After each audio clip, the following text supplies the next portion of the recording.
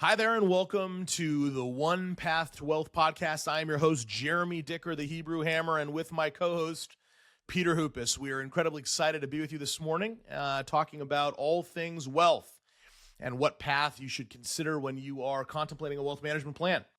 Today, I thought that it would be great for us to have a dialogue about some of the most common financial planning mistakes that you would see out in the marketplace, something that in my 30-year career we have witnessed more than once, and talk a little bit about some of the pitfalls of those mistakes and some of the things that the overall consumer can consider along the way.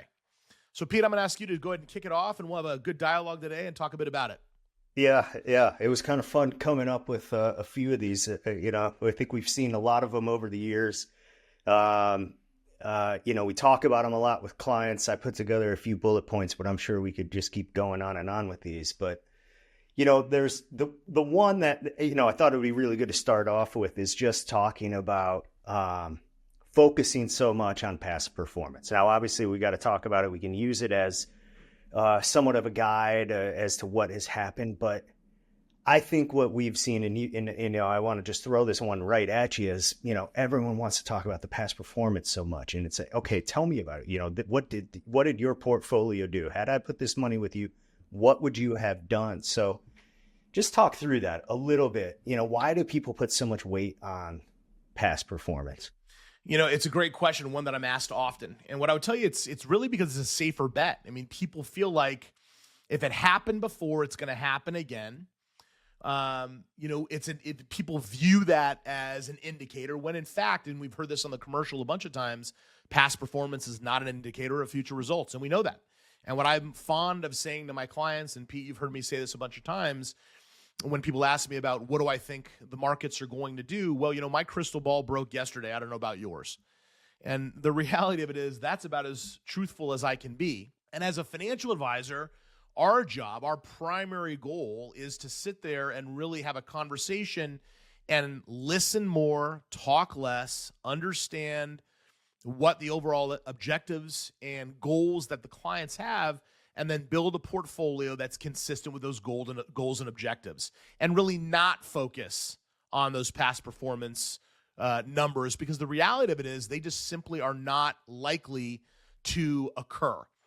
It's interesting, and then I'll close with this point on this question. It's interesting because as we think about the markets, we've talked to our clients about thinking about a 6 to 9% goal. Obviously, nothing's guaranteed, but a 6 to 9% goal for their performance. And you and I have had this conversation every day forever, right, as we talk about investment management.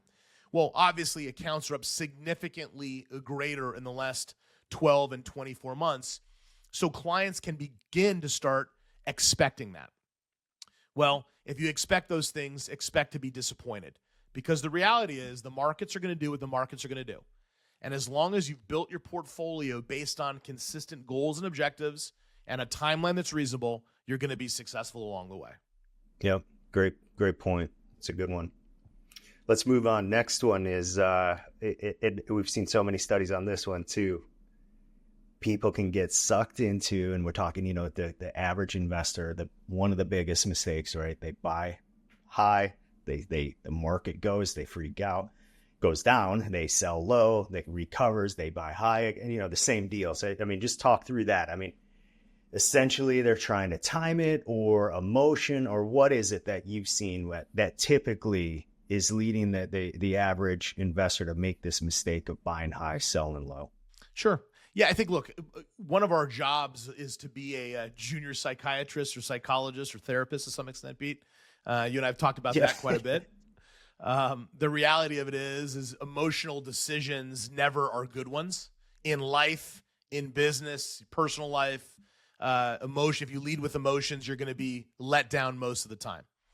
And really, when you're thinking about the emotional experience, that roller coaster ride of investment management and financial planning, the goals need to be very clear, explicit, thought through, and dialogued on, so you can begin to get very clear on, well, what happens if there's a pullback of 6 or 8 or 10%? What does the data tell us? And if the data tells us things are going to be okay and to remain calm, does anybody really think that Apple is going anywhere? Does anybody really think that Amazon, when Amazon was trading below $100 a share, do we think that Amazon is simply a delivery service of packages? I mean, my house gets 70 packages a day, it feels like, some of which my daughter's figured out how to buy things at 11 years of age. But the reality of it is Amazon is an ecosystem. It's a studio. It's a grocery store. It's cloud-based computing. It is a delivery service, which it's a library. And by no means am I making a recommendation to buy Amazon. Certainly, if it doesn't fit in your risk tolerance, you shouldn't. But the reality of it is, why, when that stock was trading at such ridiculous lows, were people selling and selling more and more of it?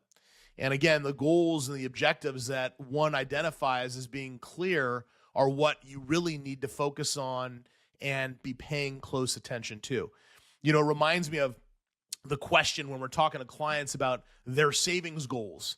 And the question you and I always ask is, have you been a better saver or a better spender over your working career?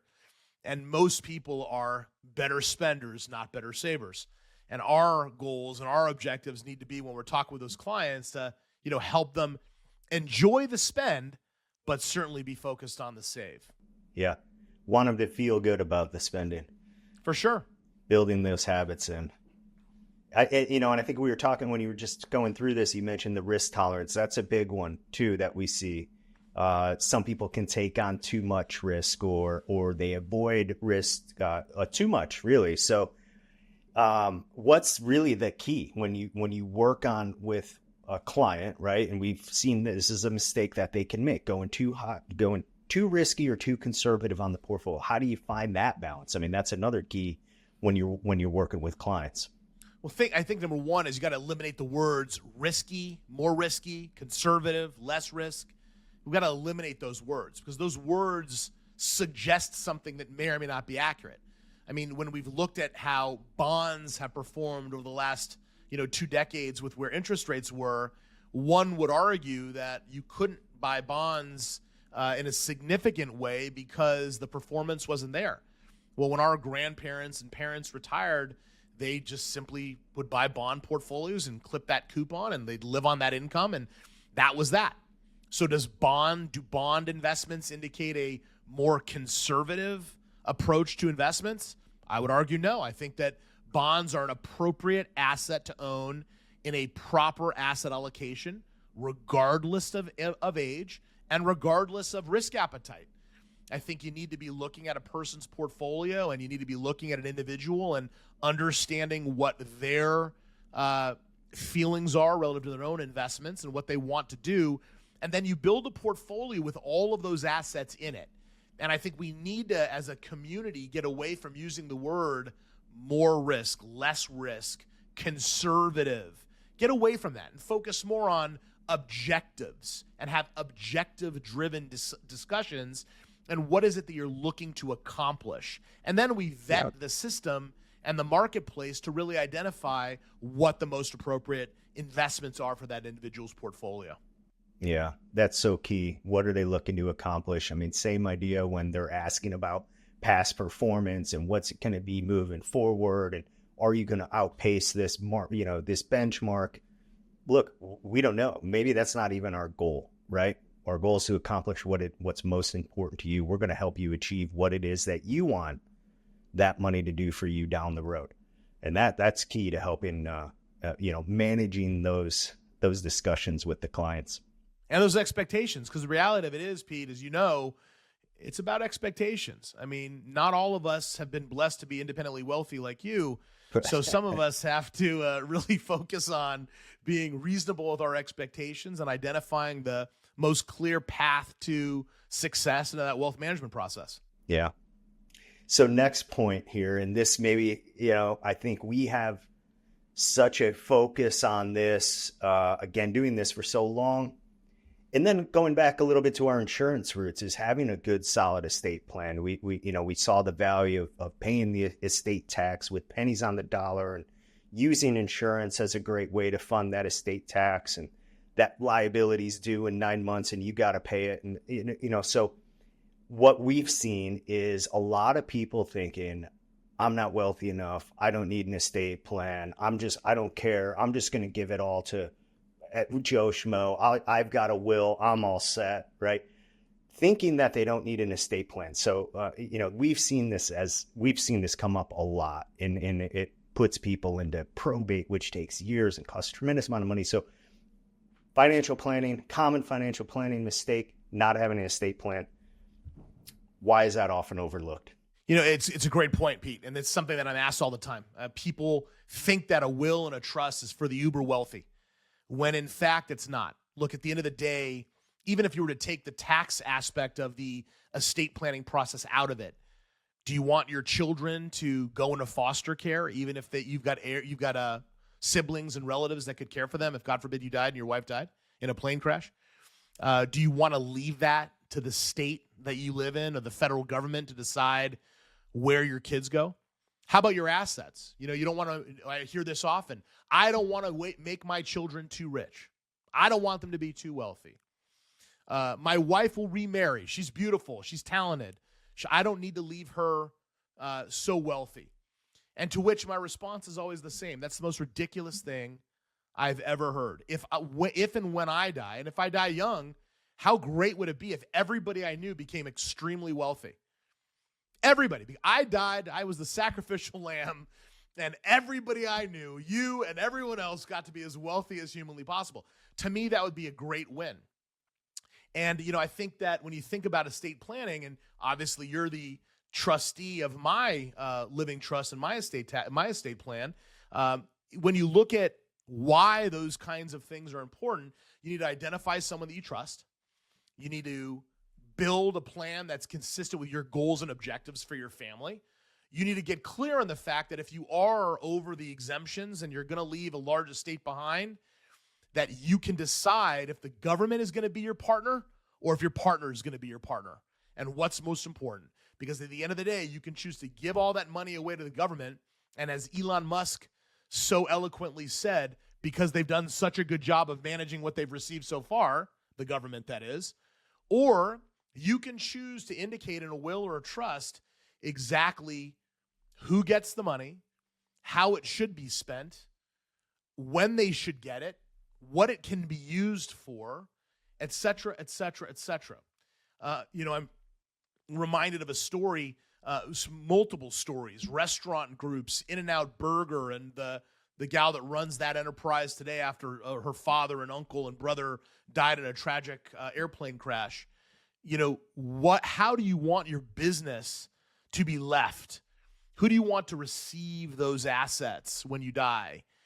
Talking about death is never fun. Obviously, no one wants to leave this earth before we're supposed to.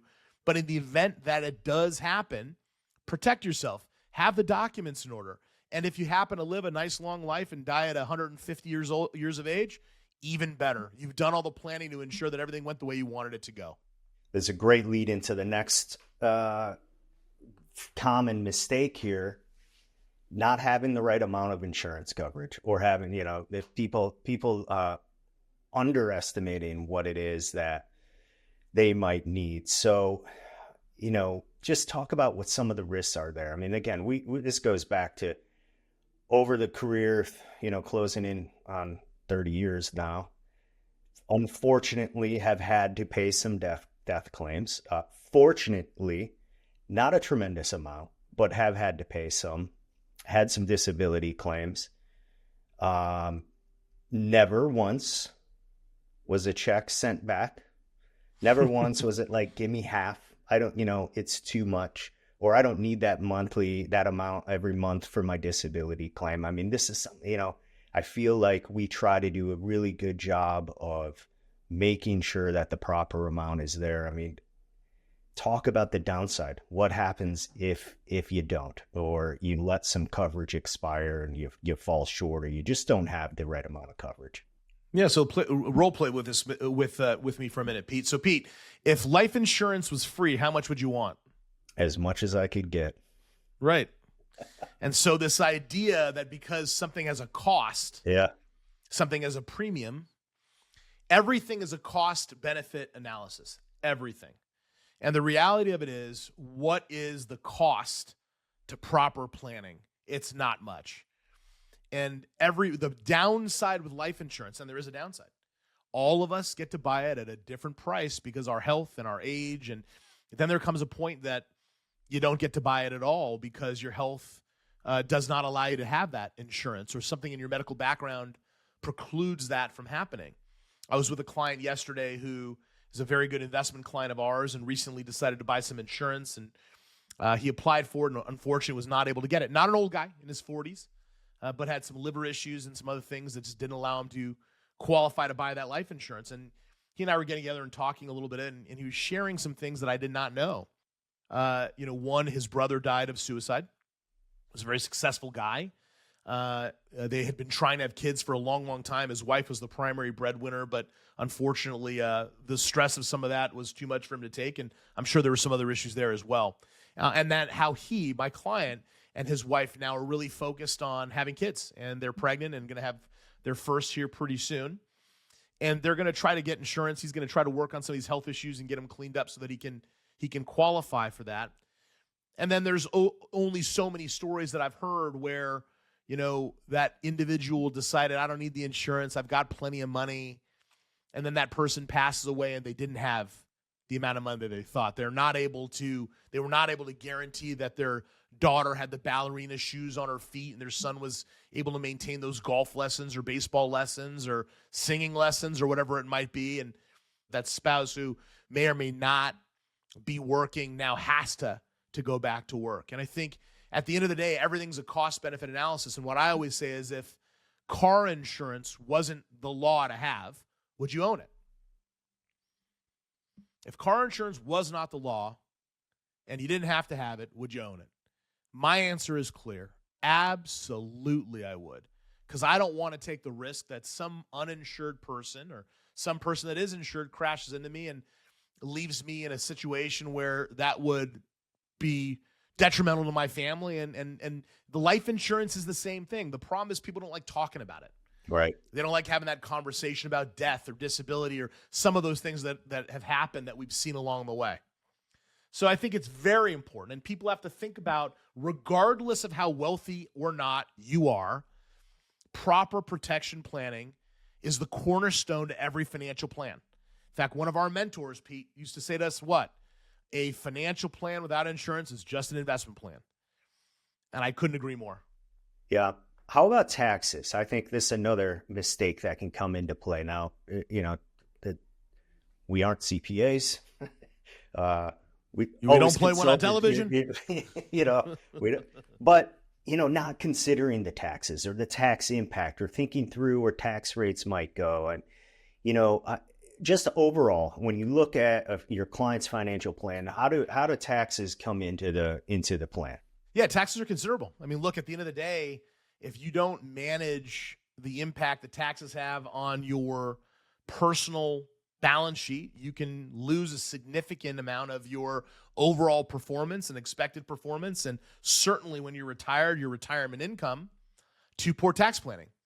So as part of our process is we're always working hand in hand with the other advisors, the attorneys, the CPAs, to ensure that our clients have the most sound tax management plan that they possibly can. Look, at the end of the day, there is no free lunch. You're going to pay taxes. But if there's a way for you to minimize those taxes in a legal and professional way, in a responsible way, then we're going to do that. Estate taxes, I've heard for a number of years. Let me show you how to pay no estate tax. No.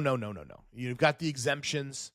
You can give away a bunch of your money. But at the end of the day, unless you give it all away, in all likelihood, unless you're George Steinbrenner dying in 2010 when there was no estate tax that one year, amazing story. He's made all of his kids billionaires by dying in the right year. That's right. But the reality of it is you're going to pay taxes. But if there's a way for us to mitigate that tax expense by either buying insurance in a trust to retire that estate tax liability and leave more for your heirs, why wouldn't you do that? And from an investment management perspective, if you're not, or if your advisor is not doing tax loss harvesting throughout the year, if they're not looking at ways for you to minimize your tax liability on realized gains, if they're not minimizing income taxable assets in your taxable accounts, those advisors are not doing their job. It's like, why would you own dividend-paying stock, as an example, in your taxable non-qualified accounts, unless you want to pay income tax on it, right? Versus owning those individual securities in qualified accounts or tax deferral vehicles. So no, taxes are absolutely something that's quintessential in any kind of a financial plan. Yeah. I've got a couple good ones here that are simple, right? Almost we'll kind of rapid fire these. Not saving, right? Silly, I mean, ridiculous, right? Or, I get it, right? But saving consistently, or how about that? I mean, just give me a quick one on that. You're putting money aside every single month. It's the key. Save small, start a little bit, do a little something. When my kids were 7 days old and I got their social security number, I opened up 529 accounts for them. I bought life insurance policies for them just to ensure that no matter what, at 7 days old, whatever I was putting away for them, I started doing something for them right away. Yeah. Having a little whole life policy for each of them. So we call those personal responsibility accounts. When they become of age, they can start taking over the funding of those insurance policies and utilize those to buy their first home, or utilize it to help them with their retirement, or God forbid, they get a disease while prior to age 18 and are uninsurable for the rest of their life. I've bought them insurance to guarantee that they've got insurance for the rest of their lives. 529 plans and other forms of savings vehicles. Why not? If they get into the best colleges, if they're going to be scholars, if they're getting scholarships based on their athletic prowess or otherwise, why not still put it away and guarantee that those kids have got a start? Why not fund your IRA when you're 18 years of age and have your first job with $50 a month? Look, at the end of the day, savings is about behavior. And what we know about behavioral finance is everybody's behavior is different, and most of it's bad. They'd rather go to the bar or buy that Rolex watch or lease that super expensive car and at the same time not save the money. Here's what I would do. If you want that bottle of wine, that Rolex watch, that expensive car, take the same money, buy the watch, and also set it aside. Buy the car, lease the car, and set that exact same money aside. Go to dinner, and whatever your dinner bill was, commit to taking that exact same amount of money that you paid on your dinner bill and put that aside into a savings account that you're not going to touch or think about. If you're into wine, go ahead and buy that $300 or $400 bottle of wine. Absolutely, you should do it. And at the same time, that same minute, set aside that same $300 or $400 or $500 or $200 and put that into an account. Change the behavior. Yep. I mean, that's perfect where it ties into living beyond your means. I mean, I think that's a great way to help offset that or try to mitigate savings. I mean, be careful, budget, but it's tough. I mean, you can get caught up in that race of people trying to, spend more than they have. And that's a big one. How about not diversifying your investments? This is a good one that we see. Yeah, for sure. People want to go all in on tech right now, and right. I'm going hard. Yeah. All right, let's talk about that. Not necessarily tech right now, but just not diversifying. No, I understand what you're saying. And I think, look, at the end of the day, what are we doing? Are we investing or are we gambling? And if you're gambling, go ahead and put it all in. Pick a stock. Day trade it. Do whatever you want to do. Go all in. Buy the meme stocks, go for it. That's not investing. And let's be very clear. We've got lots of clients, friends, people that you and I have known over the years that have chosen to say they're investors, but in fact, they're not investors. They are gamblers. And some of that gambling can pay off, just like at the roulette table in Vegas or the blackjack table, or you go bet on a pony and fall in love with that experience, that exhilarating feel of winning that race or that blackjack hand doubling down at the right time and you cleaning up. But that is, let's be very clear, that's gambling. And the same thing is looking at a stock and saying, I'm going to buy that meme stock, or I'm going to buy that X or that Y. I'm going to put as much as I can in that one thing. That is not investing. Investing is about having a solid, sound, proficient plan built with assets that are going to last, diversified in a consistent method, one that is consistent with your beliefs, objectives, goals, and dreams, and rebalancing those investments according to those goals, objectives, and stated plans. That's what investing is. And if you get a 17% rate of return one year, but the expectation was 6 or 9, don't think you're going to get 17 again. Realize that you killed it, or your advisor killed it, or whatever, and you should be happy for that. But at the end of the day, that return is not to be expected. That's the difference between the two. Yeah. All right. My last one, procrastinating. I know this is, this is like your favorite, right? I mean, I know you are so good with, trying to get people to move and take action, right? But regardless of how good you can be, people are going to procrastinate. I mean, let's just talk about that, in terms of the overall picture, financial planning mistake, procrastination. That is a great one. And I'll tell you, procrastination is not just a financial planning mistake. It's a mistake in every aspect of everybody's life. Whether it be, I got to lose that 10 pounds. I mean, look, why is it that in January of every year, every gym is packed and by March they're empty? Why? Why is it that at the start of summer in June or May, the gyms are packed? You're starting summer, and then by the end of summer, there's no one there. Why? Because people are procrastinators. This idea that you should have New Year's resolutions. But the problem is a New Year's resolution is resolved at the start of the new year. And then what do you do? The same thing is true with investment management, with savings planning. I mean, most people, in my experience, have more than they ever thought they ever would. They've got a better life than they thought they would have. They may or may not have had the expectation that you or I would have, but they just have things that are different. You and I were talking about that young man this morning on our call. He's exceeded all of his expectations. So now what? So people tend to procrastinate. The reality of it is this. In life, if you feel like you're a little too heavy or you could be doing things differently, start today. If you feel like you're drinking too much or you're eating the wrong diet, start today doing something if you're a little bit different. Like if you find yourself drinking too much and you're traveling a lot and every week you're on an airplane, try not having a drink at the airport and not having one on the airplane. Just try that. Don't eliminate it altogether, but try making small steps to get yourself to where you want to be. And investment management and savings is the same thing. If a savings goal has now become too easy, add 20%. If you're saving $100 or $1,000 or $100,000, add 20%. Once that goal has been achieved, and you haven't missed the money, by the way, add 20% again. And before you know it, you're setting aside more money than you ever thought you were. And what I can tell you, Pete, in my experience and what I've seen over the years, saving money is addicting. Seeing your balance go from $100, from $0 to $100, not super exciting.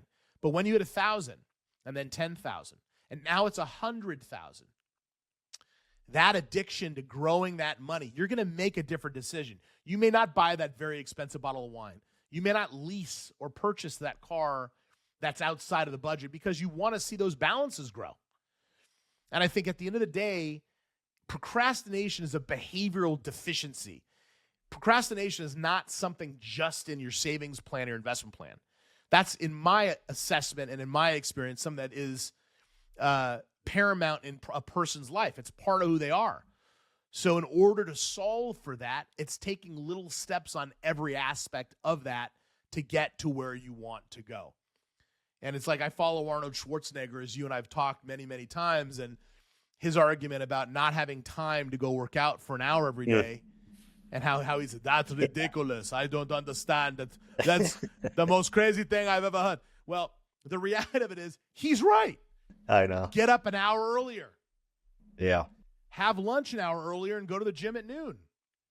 Go to bed an hour later and just don't watch TV. So procrastination, it is something that I think is in everybody's, genome. And the reality of it, if you want to solve for that, you got to start making small decisions now to get past that stuff. For sure. So before you wrap us up or wrap us up with this, right? How can people try to avoid these or overcome these common financial planning mistakes that we've seen for 30 plus years, doing this day in and day out? I mean, we see it all the time. So first of all, very, very common. That's why we're calling them common financial planning mistakes. But what can you do, or what piece of advice do you have to share just to try to overcome or avoid a few of these mistakes? Yeah, for sure. So a couple things. Number one, write down 5 things you would like to see different between now and the end of the year. financially. 5 things, whether it be knock down credit card debt or save a little extra money or put money aside for a vacation or whatever it might be. Don't have a vacation plan? Think of where you want to go travel to, identify what that's going to cost, and start putting a financial plan around getting the money aside to accomplish that. Write down those 5 things. Second, find a good financial advisor. And if you don't have a good financial advisor, it becomes very difficult for you to have a financial plan. And there's all the online tools in the world. But what I can tell you out of experience is most people want to talk to somebody. It's just like in therapy. I don't know about you, but I wouldn't talk to a therapist that was an AI or a robot, or I would want to talk to a person. And I think people need people. So find a good financial planner, a good financial advisor. Be willing to pay for that advice. Good advice is not free. That's one thing we've all learned. I want to go to the best doctor, not the guy that graduated last in his class. You know, the last person you want operating on your brain or your heart is someone that, you know, didn't do well in anatomy. That's not the guy you want. Person you want. You want to be with somebody that has a great bit of experience, that has done it for a while, that's willing to talk to you, that's open, that's there to help and listen to your issues and your things. But the 2 things, and I think you got to keep it simple, man. Number 1, write down those 5 things that are important to you, things that you want to change between now and the end of the year. If you got more, write down more. Then start crossing them off as you accomplish them. Have an accountability partner, whoever that might be, spouse, a significant other, best friend, whoever it might be. And then when you feel like the time is right, find that financial advisor that you believe meets your personality, that'll help you get to the goals and dreams that you set aside for yourself. Yeah. And do it now. Do it now. Don't be ridiculous. Well, this was fun, JD. You want any final words for our listeners today? No, hey, as we close, what I would say, if you like this episode, please follow us. Check out our blog online, One Path to Wealth, on your preferred podcasting service. Been a pleasure being with you today, and have a wonderful rest of the week, and we look forward to seeing you again soon. Thank you for listening to One Path to Wealth podcast. Click the follow button to be notified when new episodes become available. Visit our website at www.onewealthmgmt.com or give us a call at 855-663-9584. And don't forget to click the follow button to be notified when new episodes become available. The information covered and posted represents the views and opinions of the guest and does not necessarily represent the views or opinions of One Wealth Management. The content has been made available for informational and educational purposes only. The content is not intended to be a substitute for professional investing advice. Always seek the advice of your financial advisor or other qualified financial service provider with any questions you may have regarding your investment planning. Investment advisory services offered through One Wealth Capital Management, LLC, an SEC-registered investment advisor. Insurance solutions offered through One Wealth Management, Financial and Insurance Services, Inc.